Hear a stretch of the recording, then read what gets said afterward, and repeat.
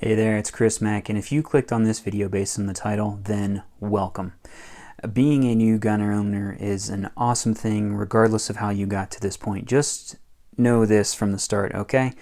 That being in the time of COVID-19, that if you are a new gun owner today, know that you're becoming a new gun owner has caused quite a rift in the gun community. There are two camps of thought on this.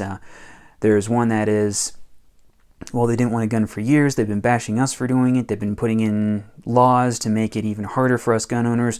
Why should they have the right to have one now? And then there's the second camp of thought, which are those who are like, I don't care what their reason is. The fact that they've decided to make that leap is an important one, and we should be supportive of that. I personally am of the latter thought process of whatever got you here, we're glad that you're here. That being said, we need to talk about some important facts of being a new gun owner, or even if you haven't bought one yet, but you're on that path to wanting to get a gun.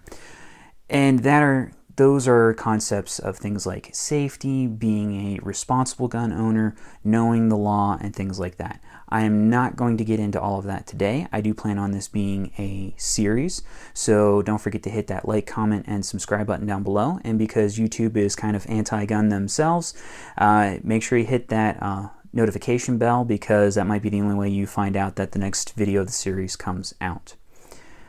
All right. Now, another thing that I want to talk about is that there are many YouTubers that talk about guns. However, there are good ones and there are bad ones, and the good ones will warn you about the bad ones, and the bad ones just won't care. Where do I fall into all this, and what am I talking about concerning who I am and why I would be a good one to, I don't want to say, hey, listen to me, but why I think that I can at least lead you on the right path. And that's because I'm not going to be one of those guys who's going to just go ahead and say, hey, here's a class. Hey, this is how you should be training. Hey, this is what you should be carrying. I'm not going to be that guy. What I'm going to do is have discussion, thought process, and try and cram from my own personal gun ownership, the videos that I've seen, the reading that I've done, the classes that I have taken, try and put a lot of that into a short video and be able to say, hey, based on all of this, here's a good idea where you should start doing your own research. You can skip maybe this 30% and maybe this 10% and focus on this middle part in here, okay? I'm not going to teach, I'm going to guide in this video series, okay? So me personally, who am I in the gun world? Nobody.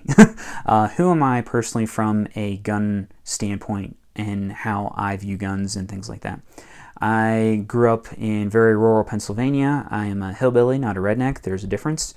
And I grew up hunting. Many times I would come home from school and, hey, what's for dinner? Here's the 22, go find out, okay? That's how I grew up. So being a gun owner has been part of my life for as long as I can remember.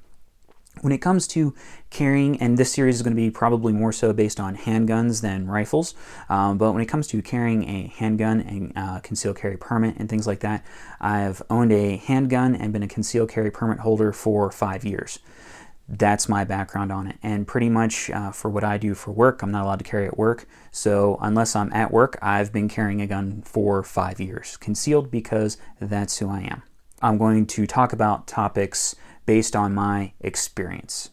I'll leave down in the comments below any questions that you might have. I've got a pretty good idea of some things I'm going to talk about. Some examples would be what is a good caliber for concealed carry. Holsters are important and my thought processes on that.